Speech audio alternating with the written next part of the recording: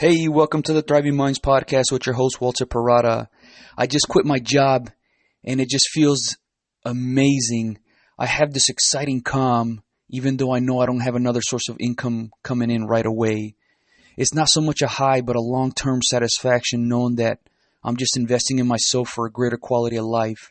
It's a gain of slow release, self-control, and enlightenment as all the dead weight has been shed. My potential is no longer being capped by someone thinking they know my worth. And my worth cannot be measured in terms of dollar amounts, but the value I can provide. For well over a year, I've just felt really frustrated and demotivated as I was not doing work that was fulfilling. The signs were obvious that I needed to make a move as my drive was fading and I was letting negativity take over my thoughts. Now, one might ask, why should you care what you're working on as long as the company's paying you? But what I found out is what I do is more significant to me than how much I make.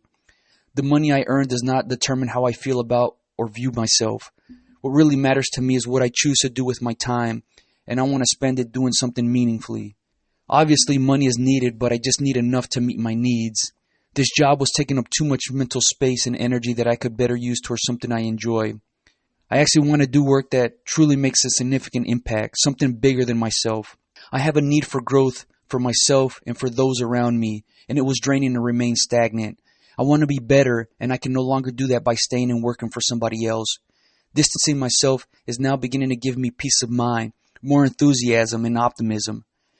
I know struggles will be present in my life, but this move allows me to handle them much better with a stronger and more clear mindset. It's just a true sense of rejuvenation and empowerment in the direction I'm taking my life. The possibilities are enormous as I am no longer restricted in my time being used to fund someone else's vision at the expense of the vision I have for my own life. This mentally frees me up to unleash myself, to be creative and authentic, leaving behind being restricted. The time I will use to reflect to make significant changes that are actually really simple. Some of the things I want to do is just slow down and enjoy what I have, to be fully present in the moment, not just thinking about tomorrow or next week or the deadlines I got to meet. I want to go to the beach on Monday mornings to take back how I feel about the beginning of the week. The greatest time in my life was when I was a kid, and not just because I had no responsibilities, but because I saw the world filled with opportunities and enjoyed what I had. Life tends to beat this joy out of ourselves, and I want to regain it and continue to make it grow. I want to live to thrive and not merely survive. Several factors led me wanting to quit, but the main one was the ability to choose what I want to do with my time. Nobody's going to tell me what to do with my time and when to do it. Free will is something we all have, and we should not let others think it can be taken from us. I have a need to make decisions on my own without needing to get approval. It was frustrating working on things only to wait around for someone to not make a decision or wait too long to decide on something. I would prefer to do things and fail than do nothing just to play it safe. In playing it safe, it restricts growth.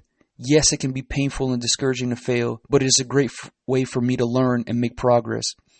In the end, these experiences have made me better, even though it does not feel that way as I'm going through them. I had enough of seeing quality, hardworking people think the job they had was their only or best option in life. It was just so depressing to be part of a restrictive system that capped their potential, and I chose no longer to tolerate this. I will not settle for the path of least resistance. For some time, I've had the entrepreneurial itch to piece things together to build something of value for people that truly excites me. There were some obvious things that led me to quit, like many people making situations bigger than what they actually were, or people's need to show how much power they think they have to control things, or the people based on their job title. Man, it was just so demotivating being in that type of environment. Well, working for somebody else doesn't seem so bad since we've been conditioned to be obedient all of our lives, whether it's from our parents, school, or society. Now, I understand teaching obedience serves to protect us from harm and equip us, like when our parents send us to go to school to prepare us to make a living. We all probably have been given orders to do something, and sometimes we question if that is what is best for ourselves. And if we question the person giving the order, they're usually defensive about it. It might threaten in some way. Working for somebody else was just an extension of the same thing. I was paid to be obedient, and if I was not, they decided my fate at work.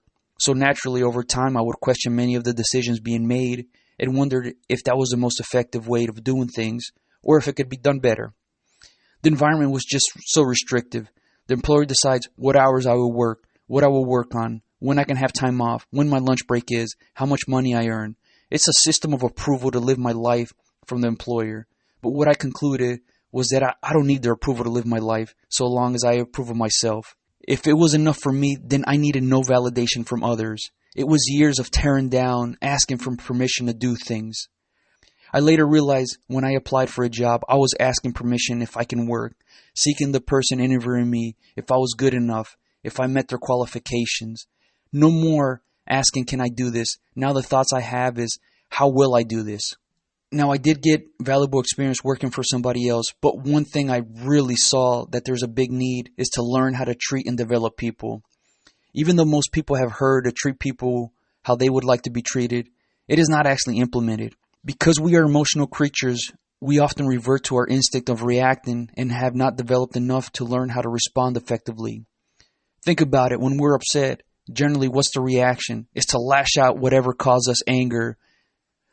Think about, when you stub your toe on the edge of a table, and generally the first reaction is we're upset at the table, but really we just need to be more aware of what was going on, not just simply being mad at the table, and people are the same way.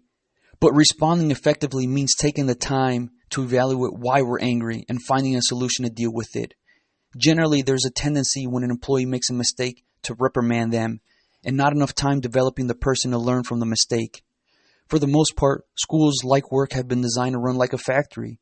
Each person meant to be a cog so the factory can continuously run. But because we humans have bad and good days and operate with high and low energy, most employers do not help people unleash their potential, and results in many people working mostly for the money and not because they truly want to be there. Which is why I think people development is critical to an improved quality of life, because when people thrive, so do the communities. Well, I did have to prepare to quit without a new source of income right away. The number one thing I really did was just saved up enough money and kept costs down to the essentials, and this has allowed me to make this massive move in my life. I built the personal development platform Thriving Minds about 11 months ago while I worked to have a base to start earning some money, but I need to dedicate more time to it. It did require months of conditioning my mind that I no longer will have a steady stream of income flowing in. So I started to shift my view of associating a steady paycheck with comfort to associating a steady paycheck with it tying me down from living my purpose. It was just repetitive thinking this over and over again, and over time I became more comfortable with it. And each time I got a paycheck, I kept telling myself more time is passing me by from doing my life's work.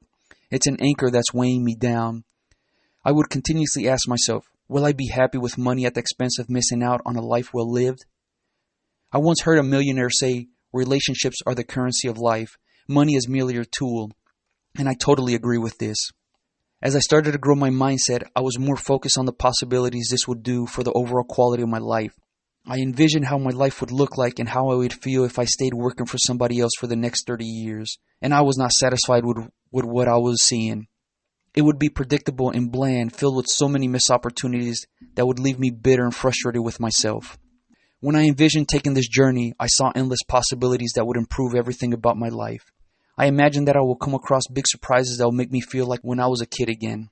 Moving on from working for somebody else gives me the time to develop myself into the person I want to be. I want to be an overall better person and improve the quality of life for me and my loved ones, and I cannot do this effectively before. I gained back my ambition to pursue great ideas and see challenges as opportunity to get better and not as a dead end. My thoughts to think clearer with more meaning will allow me to make great decisions. The calmness and perspective that I gain makes me feel that obstacles are not too big. I am removing all the trash in my life that was leaving a nastiness behind. I've learned that sometimes we must take a short-term loss for a long-term gain, and this is exactly what I'm doing. This is an investment in myself to build a strong foundation in who I will become. Ultimately, what I truly gain is my life back to do what I want. And what I want is to be around great people that have a great hunger for life, that treat people well. I am saying yes to new experiences that will continue to better me. I am the driver of my life, and I am steering it for greater adventures as more time is spent on the journey than at the destination. So I want to make sure I enjoy that journey. I wasn't enjoying that journey before at all the everyday stuff at this previous job. Specifically, what I will gain are traits such as resourcefulness, grit, persistence, and overall greater belief in myself.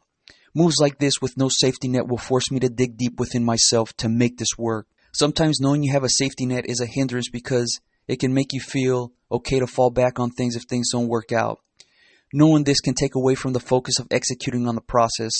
I once read Hernan Cortés led the Spanish to overtake Mexico, and once they arrived, he made his men burn their own ships. That way there was no way of going back.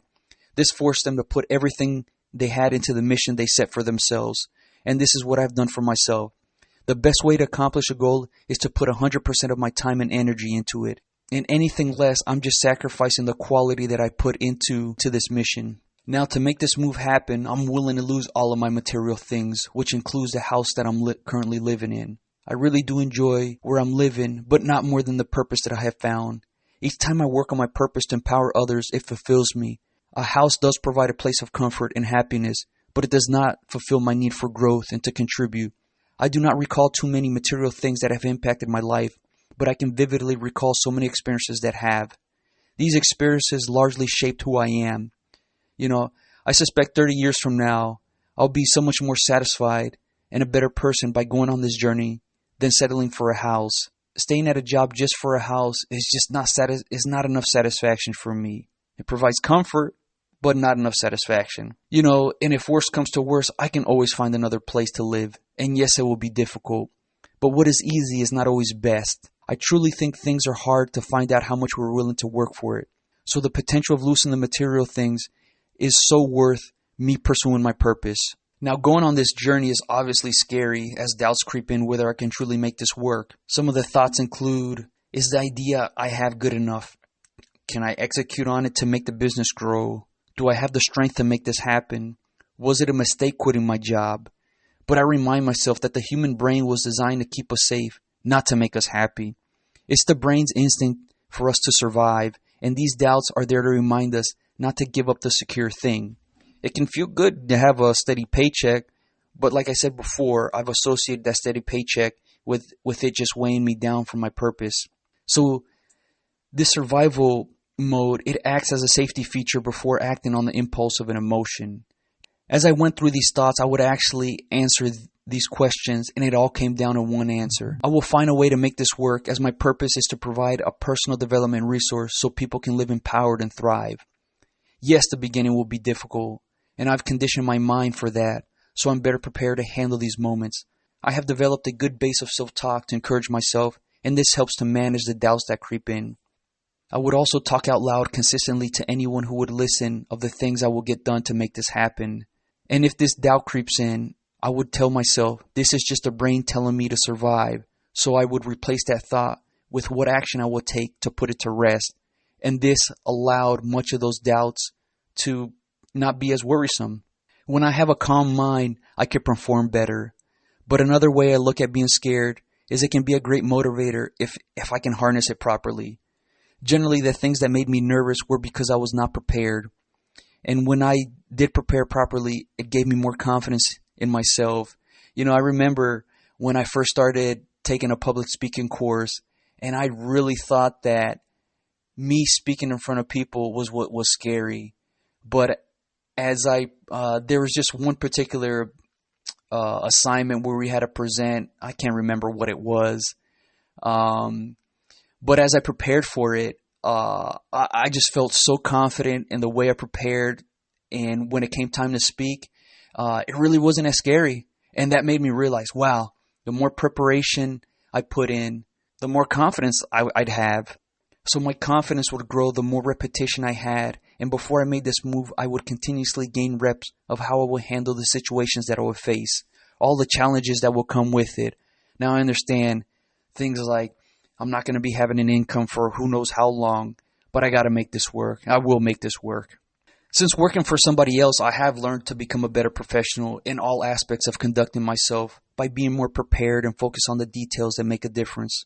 I learned to not take things so personal, which was an area I really needed to improve on. And I've learned some of the things that it takes to run a business. I will use these experiences as practice for my own business, It is a good dry run experience. I was able to develop an entrepreneurial mindset throughout this time, as many years ago I did not. My professional relationships have grown to ultimately expand my horizons and better me. Going into this next phase of my life, I'm super excited, and a lot of it has to do with the growth mindset that I have, and this will serve me well for the rest of my life. No longer do I just see limitations, but I now see the possibilities through the actions I can take to make things happen. I used to say things like, I can't have that. Now I say, how can I have that? What do I need to get to my goal? Instead of looking at dreams and goals as one big thing, I now focus on breaking them down into small parts, which helps me make them more manageable and helps me see the progress that is being made. So this allows me to put energy into the work process while not being worried on the end result, and it increases my focus to work effectively. Sometimes focusing on the end result would cause me to forget about the process that it takes to get there. As I develop this mindset, I feel less worried about the uncertainties and obstacles I will face because my ability to figure out the next steps and executing on it. Going into this next phase, I'm a lot more comfortable and receptive to the mistakes and failures I will make. I will not hide or run from them, but be honest with what I did and how we'll use it to learn for the next time. It can hurt our confidence when we have to face some painful truth about ourselves, but that is when it is a great time to evaluate ourselves to see where we need to improve. It's similar to taking your medicine when you really need it. You know it will taste bad, but needed to get better. I'm not quite sure how things will unfold, but I will adapt and respond to make things work. Finding my purpose was not something I was really actively looking for, but it was just something that became so obvious to me over time. Growing up, I always enjoyed being around my football teammates. The whole experience that we shared of coming together for a common goal and having the camaraderie was just so exciting to be a part of. Having people to share the highs and lows of practice and the game was just great to be a part of. How the coaches led us to become better players, but more importantly, better people, was something that always resonated with me. When I was part of a team, I always performed better in every area of my life than without one. And maybe because I had a commitment to something bigger than myself. The process of how the team grew was actually more exciting to me than winning at all costs. It was an amazing experience. The times we got punched in the mouth and see how we responded. I remember there was this one year where we won our first 2 games of the season, and the third game we took a beating and lost 35-0. I remember to this, just one talented team. But I remember right after that game, one of the parents of my teammates said, this is exactly what we all needed, was a good ass whooping to check our egos. And he was right. I think those first 2 games made us feel we were actually better than what we were. I think back to, things some of the coaches would say is things are never as good or as bad as they seem. And this was a good life lesson for us. What was interesting, we got the opportunity to face this team later on in the playoffs. And going into that week, I remember we had one teammate who was just very vocal, and he wasn't so much yelling, but motivating us to be better. And I remember we had a mindset going in there of just leave it out all on the field. Ultimately, we lost the game 6-0, but we performed better. We played better as a team. We grew. It was just an amazing experience to be a part of. But once I got into the workforce, that environment I had no longer existed. I was less motivated. I felt like I was alone and my performance suffered. What I largely found out, it really does not feel like a team. It feels a lot like sink or swim. Every person is out on their own. And I don't think enough companies actually foster a team aspect. It's not just come together and work together. I remember thinking back to how we built that team chemistry and the camaraderie with our teammates. Thinking back, the coaches would make us run gassers and put us through some intense workouts. But in doing that, you start forming bonds with your teammates because hey, my teammate is going through the same thing. He's huffing and puffing, so am I. And it does something really unique that that the workplace doesn't encourage. And I would always still watch sports. I obviously, was not playing as much. But while watching, I realized what made the top performing teams different from everyone else was the coaches developing their players and putting them in the best position to help them succeed. Over time, I realized I needed a coach to help develop myself. So I said, why not become my own coach? I know my strengths, my weaknesses, the habits I have, and ways to improve myself. So my thinking was, if I went through this feeling alone, wanting a support system that can better me, I'm sure other people might also feel the same way. Maybe this might help them. I don't know, but I really truly feel that there's a need for this. And this helped me find my purpose of empowering people so they can thrive in their life. What I saw mostly in the workforce is I wasn't thriving. I was just surviving. I was just doing things not to make mistakes, and not to cause any bad attention to myself. And eventually I realized that this was my purpose because I consistently kept talking about wanting to live empowered and wanting others to do so. Each time I would talk with people, it was about making progress of getting better. It all became so clear after that what my purpose was. What convinced me this was the best move was, just all the negativity at work was leading me to become a bitter person. Each time I would complain about things in general, even if it was small, it just made me realize, this is not good for me. What really got me to understand the importance of making this move is, I just took some time off from work, came back, and someone told me I look so much happier. I kind of, was taken back, and I asked them, how was I before? And they told me my face prior to taking some time off would be scrunched and soured. And now they saw my skin look so much brighter. So I was thinking, I don't know. I'm not doing really anything different as far as putting lotion on my face or anything like that. But, that person was right. So if this was noticed by other people, it made me wonder what else is going on with me.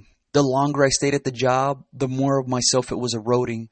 I still think back to we become who we spend most of our time with. And I decided I want to be around great people. We are all a product of our decisions and not a product of our circumstances. And I was going to live vividly by this. While some people think that they are a product of their circumstances, they're actually making a choice to believe that. No longer will anyone dictate how I will live my life. And this made it the best move for me. All the possibilities of the great things that can happen with more time for myself was more exciting than scary for me. To make my vision a reality, I would search for and reach out to people who want to grow by getting involved in the community. I'm not quite sure how I'm going to do it, but I'll figure out some way. Through trial and error, I'll find what people want out of the growth experience. I'll reach out to schools and businesses that are looking for a resource that can help them thrive. What I want for this platform is for people to develop themselves with a support system that we all can draw strengths from to overcome what we're facing. I too am on this journey of growth. And looking for other people who are like-minded to help me grow. I will be better for you if you can be better for me. So please join Thriving Minds. All right, everyone. Take care.